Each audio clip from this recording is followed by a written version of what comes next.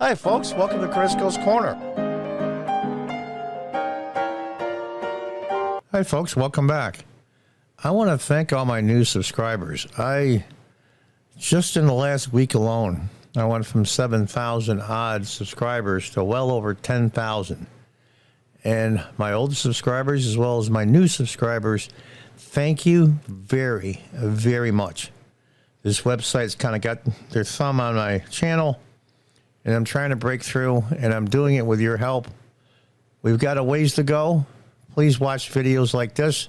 Share videos like this on your social media like X, Twitter, Rumble, wherever you can share it. Emails to friends, family, coworkers. Just get those numbers up so I can monetize this channel and really crank up the content.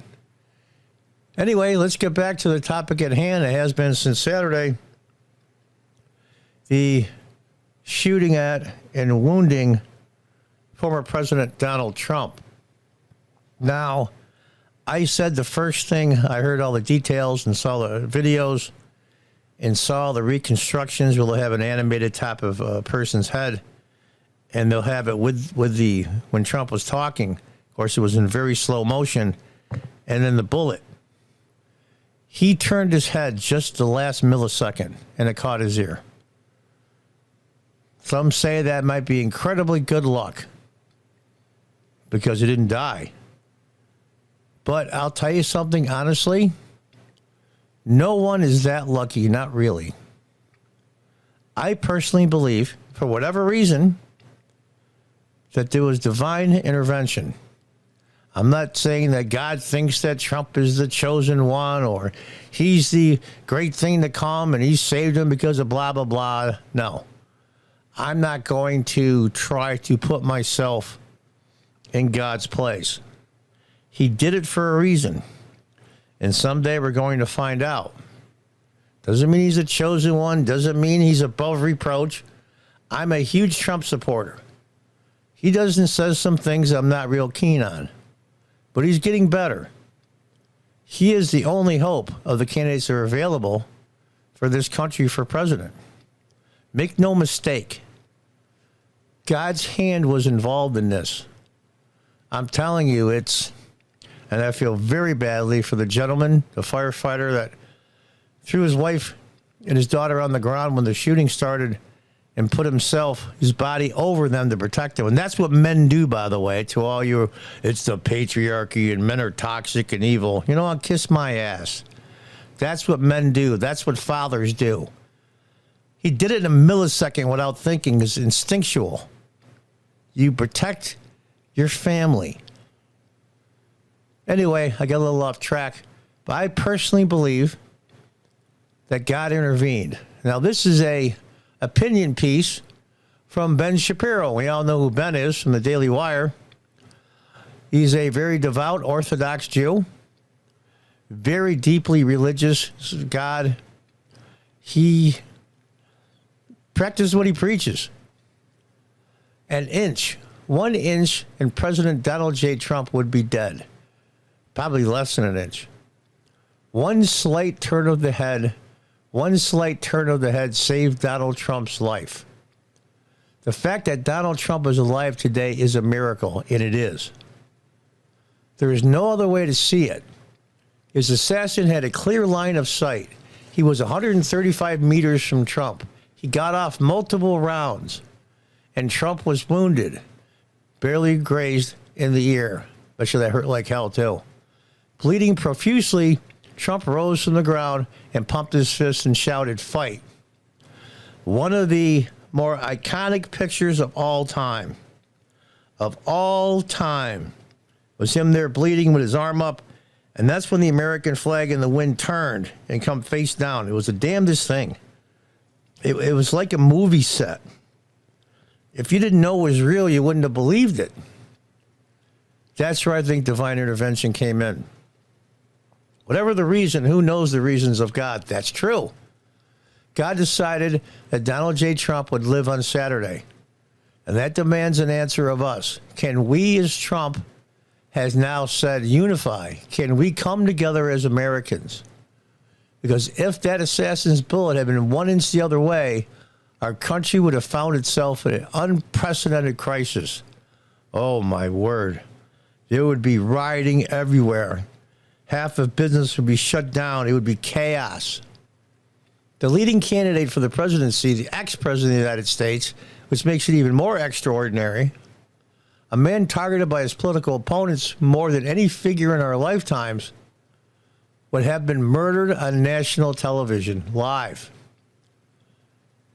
Who would have come next? It is almost impossible to imagine. Given the obvious questions about the failures of the Secret Service to secure the roof and from which the assassin fired these deadly shots, and by the way, there are 2 other people that were hit that are very in critical condition, given the crisis of confidence in our institutions, which means now that President Biden has instructed the FBI to do a full serious investigation. Yeah, I got a lot of faith in that. Given the fact that Joe Biden has run an entire campaign on the basis that Trump is an existential threat to the republic, could we ever come together again? People have been hearing in their bubble they live in, millions of them, especially younger people. Trump is the Antichrist. Trump is the old German chancellor. Trump is this. End of democracy. Trump is that. He's a dictator. He's a moron. He's cruel. He's mean. He's vindictive. He's blah, blah. And hear it constantly from your media, social media, mainstream media, all of your teachers, or a lot of them, whether you're in elementary, middle school, or high school, from a lot of people that you know and respect, and you're a young kid, it has over time, it has a cumulative effect. And you start to believe it. It's amazing again. Or would the assassination of Trump have ushered in an era of extreme violence in our politics? Probably. Would it have presaged the breaking apart of our social bonds, the actual dissolution of our national ties? God didn't just save Trump. On Saturday, he may have saved the United States as well. I believe that sincerely. By putting his hand in and intervening and saving Trump, he might not have been saved just Trump himself, but the greatest country that ever existed on the face of the earth. The last great hope of humanity. I still believe that this noble experiment started in 1776 by our founding fathers. It was unique and still is at this time that a country was created on an idea and fought a bloody, long, 8-year civil war, in essence what it was, to get their independence. And in less than 125 years, become the most powerful and richest country on earth. And stay that way for many, many, many decades. All these progressives say how terrible the U.S. is. If it's so horrible, then why are all these tens of millions of people from all over the world trying to get here? Are they stupid? Of course not. They see it because these progressive geniuses don't. There is no place better. Are we perfect? No, not even close. We are the best bet so far in the history of mankind. I think we'll always be the best bet. What should come next is the realization that Americans are, in fact, compatriots. That we share a country and a future together. The language of disillusion, the line that if insert candidate wins the presidency, there will never be another election, must stop. It is a lie. It was always a lie. Neither candidate on the ballot is the German chancellor. I won't say the name because this video will be squashed. Neither candidate wishes to end America's elections or send his opponents to concentration camps. Well, if they certainly want to put the leading opponent in jail for the rest of his life. Granted, that's not killing him, but it's a death sentence. Trump's 77. He gets 20 years in prison. He dies in prison. I want Donald Trump to win. I've even given money to his campaign. I think Joe Biden is the worst president in modern history. Well, actually, Woodrow Wilson was, but we won't go into details. But I do not believe that Joe Biden will end America itself if he wins. America will continue to exist, and my political side will continue to fight for its principles. Joe Biden had the opportunity to deliver such a message in the hours after the Trump assassination attempt. He failed signally. He reminded Americans of the need for us to lower the temperature in our politics, but didn't say the one phrase that might have given such a statement credibility. Everyone, including me. And indeed, just the next day, he gave an interview to NBC's Lester Holt in which he denied any role in the ramping up of the hysterical tone of America's political rhetoric. Instead, he suggested that the hysterical tone was the fault of Donald Trump. In essence, it was Trump's own fault someone tried to shoot him. This is an absurdity. More than that, it is morally disgraceful.